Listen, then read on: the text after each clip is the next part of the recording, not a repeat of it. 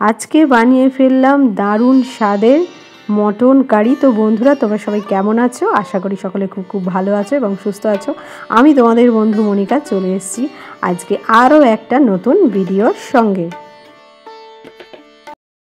তো বন্ধুরা, মটন কারির জন্য কি কি লাগছে দেখো। এখানে রয়েছে 4টে চিড়ে রাখা কাঁচা লঙ্কা, আর তার সঙ্গে রয়েছে একটা তেজপাতা, কুচানো পেঁয়াজ, সঙ্গে রয়েছে মশলার মধ্যে ধনে গুঁড়ো, জিরে গুঁড়ো, হলুদ গুঁড়ো, লঙ্কার গুঁড়ো আর কাশ্মীরি লঙ্কার গুঁড়ো। আর মটনটাকে আমি প্রেসারে সেদ্ধ করে তুলে রেডি করে রেখে দিয়েছি। আর তার সঙ্গে এখানে পেস্ট করে নিয়েছি আদা, রসুন, পেঁয়াজ, টমেটোর পেস্টটা এখানে করে রেডি করে নিয়েছি বন্ধুরা। আর তার সঙ্গে আর একটা জিনিসও রেডি করে রেখেছি, সেটা হলো আলুগুলোকে বড় বড় সাইজের কেটে লাল লাল করে ভেজে নিয়েছি।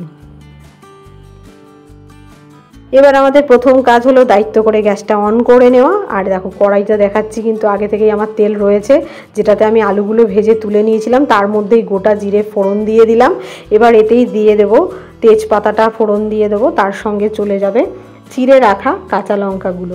তো চিড়ে রাখা কাঁচা লঙ্কাগুলো একটু ভাজা ভাজা হয়ে গেলেই, কিন্তু বন্ধুরা একটু ভাজা হতে দিতে হবে, একটু ভাজা ভাজা হয়ে গেলেই কুচিয়ে রাখা পেঁয়াজগুলো আমি এতে অ্যাড করে দেবো।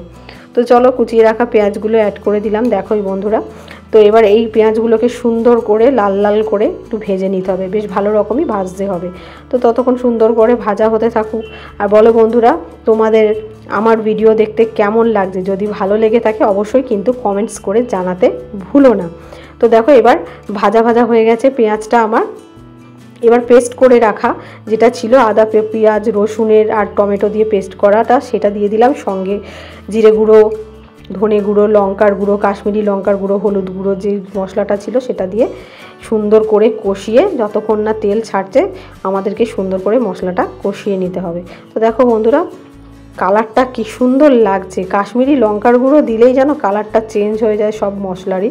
তো সুন্দর করে কষিয়ে নেবো। আর যেহেতু আমার মটনটা আগে থেকে আমি প্রেসারে সিটি মেরে নিয়েছি, সুন্দর নরম হয়ে গেছে, তাই বেশিক্ষণ লাগবে না আজকে আমার মটন কারিটা হতে। সঙ্গে থাকো আর ভিডিওটা দেখতে থাকো।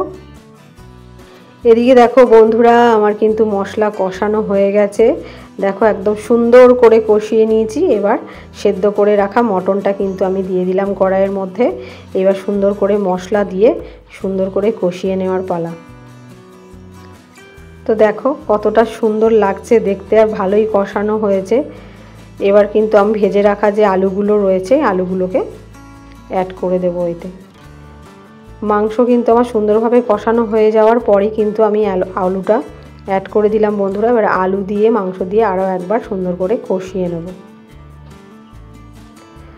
তো আলু মাংস সুন্দর করে কষানো হয়ে গেছে, দেখতেই পাচ্ছ তোমরা। এবার স্বাদ মতো লবণ আর চিনি দিয়ে দিলাম পরিমাণ মতো। তোমরাও তোমাদের স্বাদ অনুসারে দিতে পারো অবশ্যই, যারা যেরকম লবণ খেতে ভালোবাসো আর কি, নুনটা। এবার এখানে দেখো প্রেসারে আমার মাংস সেদ্ধ করার যে জলটা ছিল, মটন সেদ্ধ করা, সেই জলটা কিন্তু আমি দিয়ে দিলাম। আর এক্সট্রা কোনো জল অ্যাড করব না।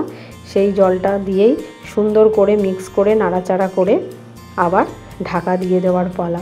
তারপরে তোমাদের সঙ্গে আবার ফিরে আসছি। তো ঢাকা দিয়ে দিলাম দেখো। তো বন্ধুরা, ঢাকনা খুলে এবার দেখি কতটা হয়ে এসেছে আমার মটন কারি। তো দেখতেই পাচ্ছ কালারটা কিন্তু অসাধারণ লাগছে দেখতে। তোমরা কিন্তু অবশ্যই কমেন্টস করে জানিও কীরকম লাগছে দেখতে। তো দেখো আমার মটন কারিটা কিন্তু হয়েই গেছে। এবার শুধু নামিয়ে নেওয়ার পালা। আমার তো দেখে দারুণ লাগছে, আর খেতেও কিন্তু দারুণ হয়েছিল বন্ধুরা। তোমাদেরকে কি বলবো, দারুণ লাগছিল খেতে। তো বন্ধুরা দেখো, কড়াই থেকে গামলায় কিন্তু আমি মটন কারিটা নামিয়ে ফেলেছি, আর সামান্য গরম মশলা দিয়ে একটু নাড়াচাড়া করে দিলাম। তো রেডি হয়ে গেছে আজকে আমার মটন কারি। তো বন্ধুরা, আজকে আমার ভিডিওটা তোমাদের কেমন লাগলো? যদি ভালো লেগে থাকে অবশ্যই একটা লাইক, কমেন্ট, শেয়ার আর সাবস্ক্রাইব করতে ভুলো না। তোমরা যেভাবে আমাকে সাপোর্ট করছো, আমার নতুন বন্ধু এবং পুরনো বন্ধু সকলকে আমার ভিডিওটা দেখার জন্য সকলকে অনেক অনেক ধন্যবাদ। তোমরা সবাই খুব সুস্থ থেকো, ভালো থেকো। দেখা হচ্ছে আবারও নেক্সট ভিডিওতে।